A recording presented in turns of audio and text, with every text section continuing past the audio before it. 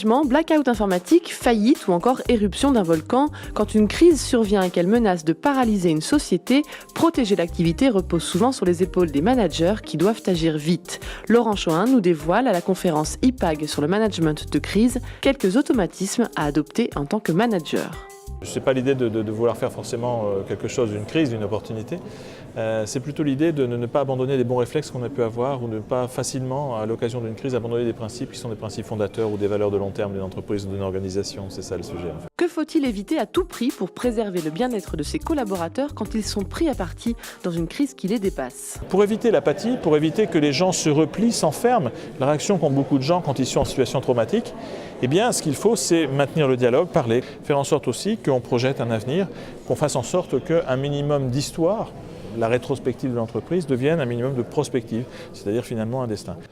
Il est essentiel de toujours projeter un avenir, la pérennité, l'indépendance, la capacité à poursuivre une route et avoir une aventure commune. Et pour projeter cet avenir, cristalliser ses perspectives, certaines qualités sont nécessaires aux managers. La clarté, la pertinence et l'adhésion sont les trois leviers du management catalyseur. Mais pas seulement. La confiance est absolument déterminante en temps de crise.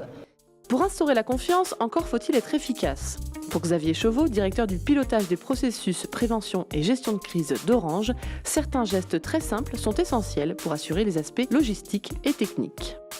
Alors ce qu'il faut éviter en cas de crise, pour un directeur potentiel de crise qui va être nommé, donc c'est éviter d'oublier son petit guide crise mode d'emploi. Il faut effectivement avoir le bon réflexe très rapidement.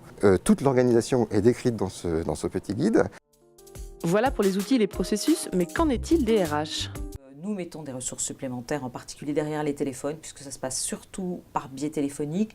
Quelques demandes via mail, mais assez partielles. Donc là, on met des ressources additionnelles tout simplement. Et bien sûr, on a préparé tous les scénarios de réponse possibles.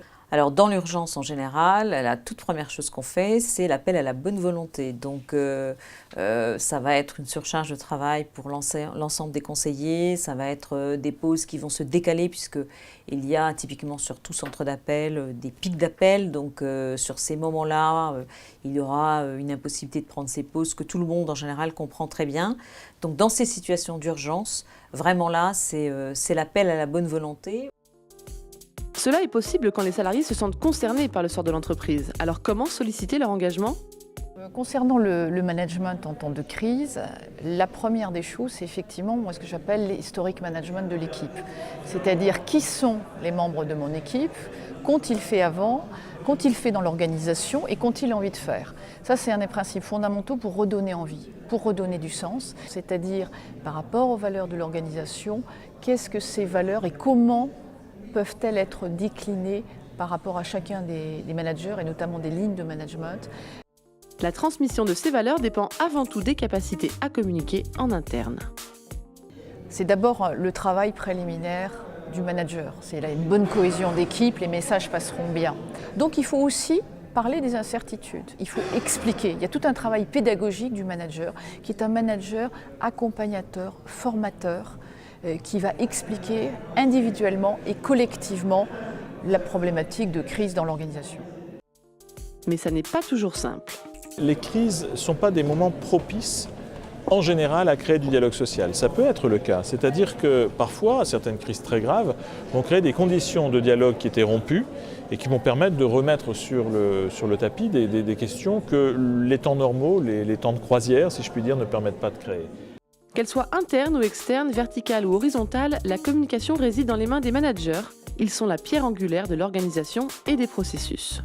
Mettre en place donc, ce qu'on va appeler une cellule stratégique, donc s'entourer d'un certain nombre de personnes, et bien évidemment d'une cellule de communication indispensable dans la gestion de la crise vis-à-vis des médias. On va aussi donc établir la posture de com pour le personnel en interne, évidemment, puisque l'interne, il faut aussi qu'il soit, en fonction de la nature de la crise, il faut qu'il soit bien informé, qu'il ait la même posture que le client final.